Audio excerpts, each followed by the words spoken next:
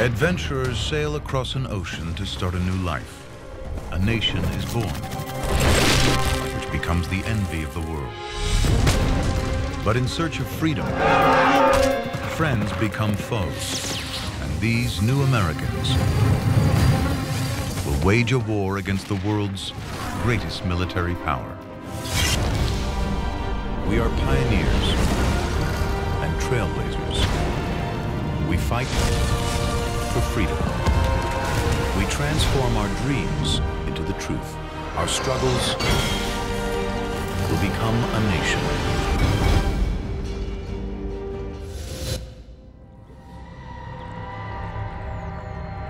Shiploads of businessmen and true believers are crossing the Atlantic Ocean to create a new world.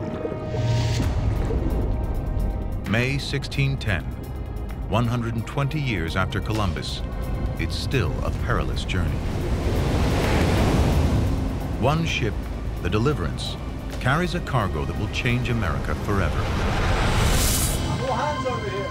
On board is John Rolfe, a 24-year-old English farmer, ambitious, self-reliant, visionary, a born entrepreneur.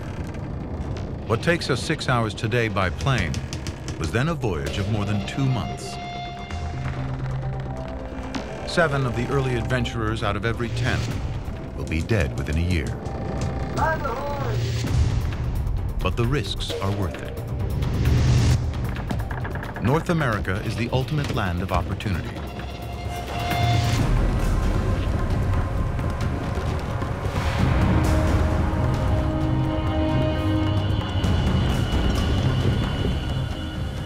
A continent of vast, untapped wealth,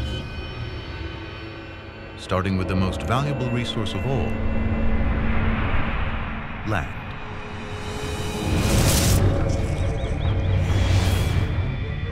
What will be home to more than 300 million people lies under a blanket of forest covering nearly half the land, more than 50 billion trees.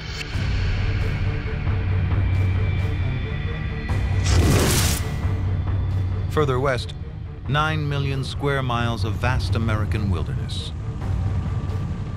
60 million bison roam the plains.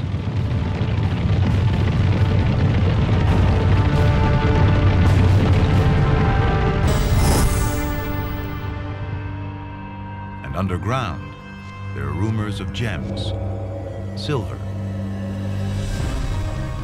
and the largest seams of gold in the world. The settlers expect nothing less than El Dorado.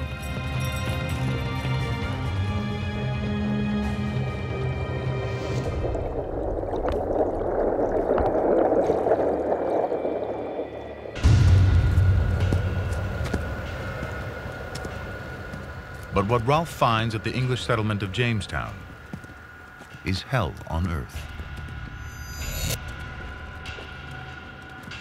More than 500 settlers made the journey before Rolfe. Hello? Hello? Barely 60 remain. It's called the starving time. Having fed on horses and other animals, we ate boots, shoes, and any other leather we came across. 3 months before Rolfe arrives, a man is burned at the stake for killing his pregnant wife and planning to eat her.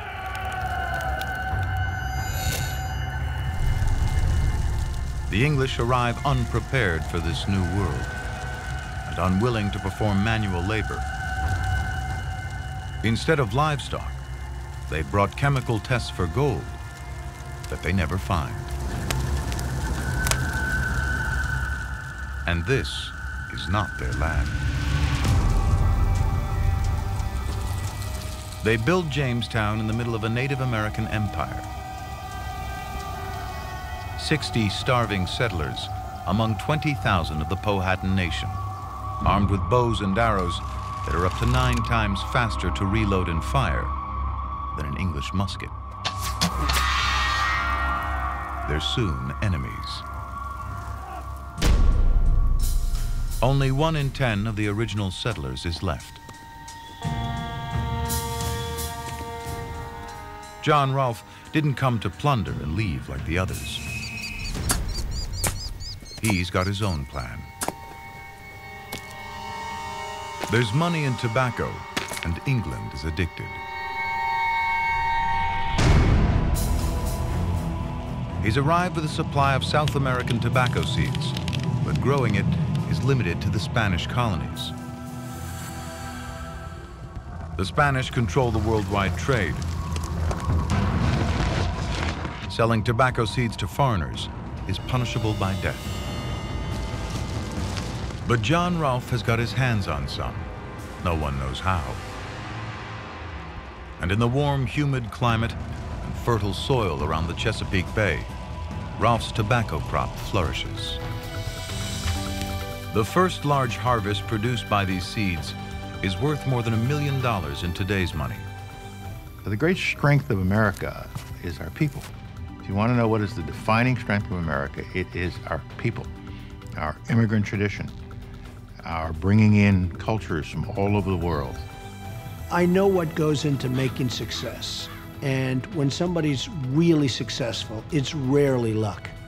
It's talent, it's brain power, it's lots of other things.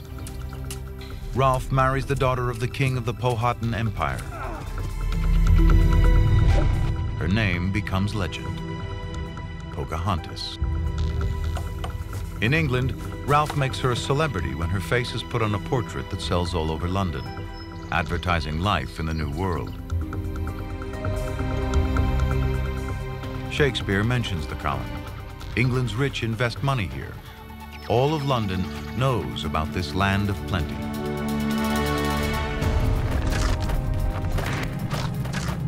Within 2 years, tobacco grows in every garden. From a living hell, Jamestown is America's first boom town.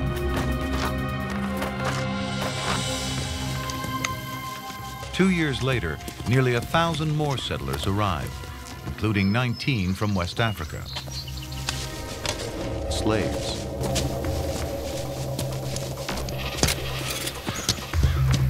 But some go on to own their own land in Virginia. 12 years after the founding of Jamestown, Africans were playing a shaping role in the creation of the colonies. That's pretty incredible. 30 years later, there are over 20,000 settlers in Virginia. America is founded on tobacco. For the next century and a half, it's the continent's largest export.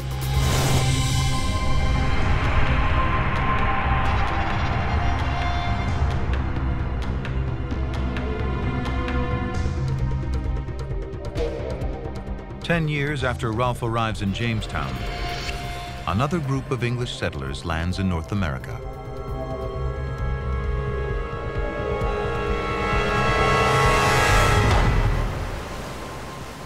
They come ashore on a deserted beach 450 miles up the coast from Jamestown and call the place Plymouth, after the English port they sailed from. These are a different breed of settler, a group of religious dissidents with faith at the center of their lives. They made the dangerous Atlantic crossing seeking religious freedom in the New World.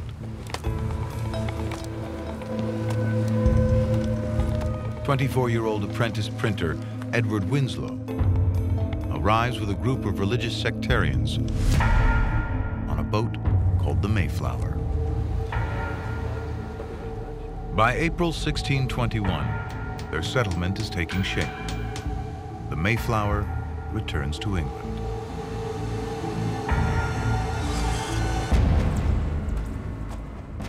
The Pilgrims are on their own in an unknown land. A great hope and inward zeal we had of laying some great foundation for the propagating and advancing the gospel of the kingdom of Christ in those remote parts of the world. There are 19 families, goats, chickens, pigs, and dogs. They have spinning wheels, chairs, books, guns, and no way home. If you create this environment as a land of opportunity, then you're going to attract those type of people who want to take that risk, who want to take that gamble, and who believe in a better life. They were heading for the Hudson River, but they've landed 200 miles further north at the beginning of winter. They have arrived in the middle of a mini ice age, temperatures 2 degrees colder than today. Winters are longer, growing seasons shorter.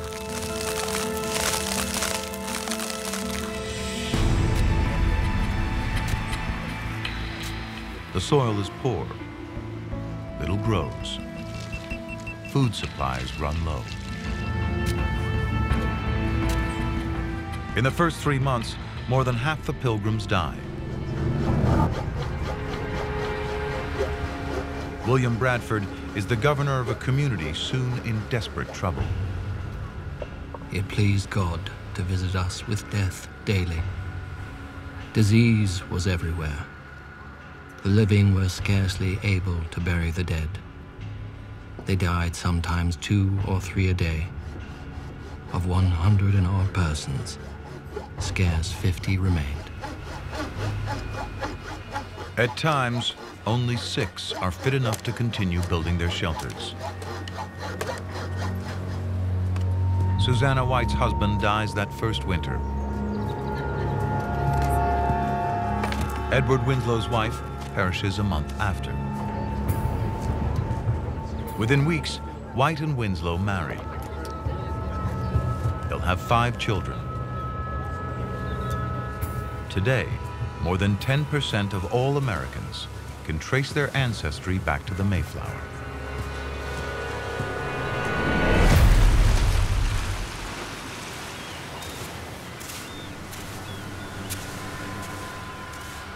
For a time, Plymouth provides the sanctuary they sought. Edward! Edward! Edward, people, look over there! But like Jamestown, there were others here first.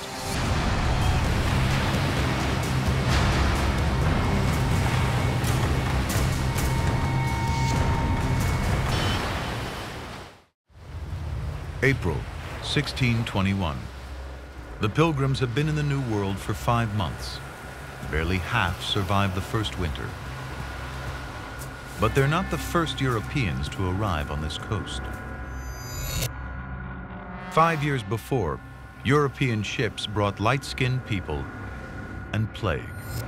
Almost 9 out of 10 of the local people are wiped out.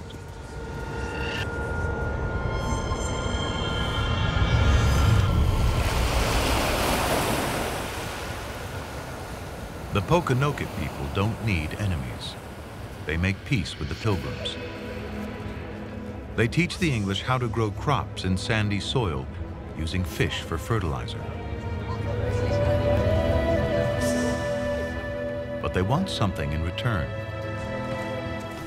They have a common enemy, a rival tribe, and the English have powerful weapons.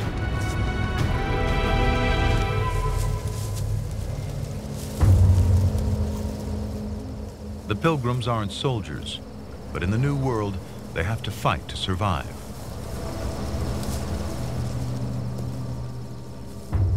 On August 14th, 1621, Pilgrims and Pokanoket, shoulder to shoulder, will launch a surprise attack that will seal their future in this new land. It was resolved to send 14 men, well armed, and to fall upon them in the night. The captain gave charge, let none pass out.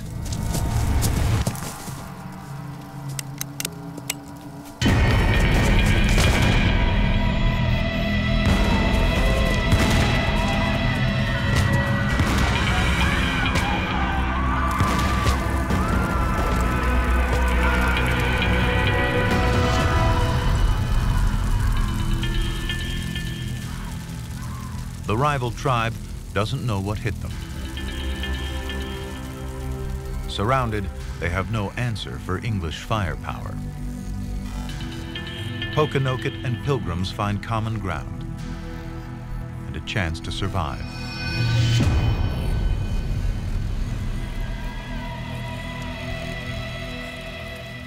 Two unlikely allies, a partnership all too rare in North America.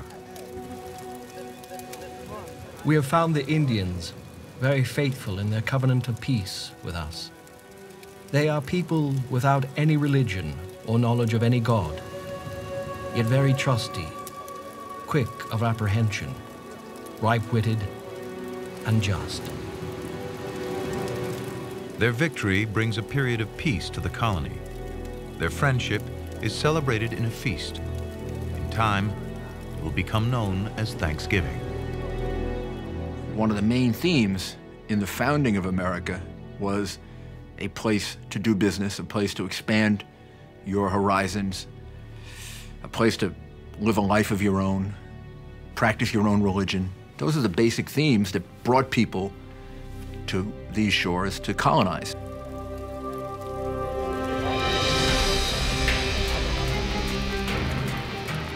It's the start of a period of prosperity that will transform North America. From Jamestown and Plymouth, their descendants grow across the landscape.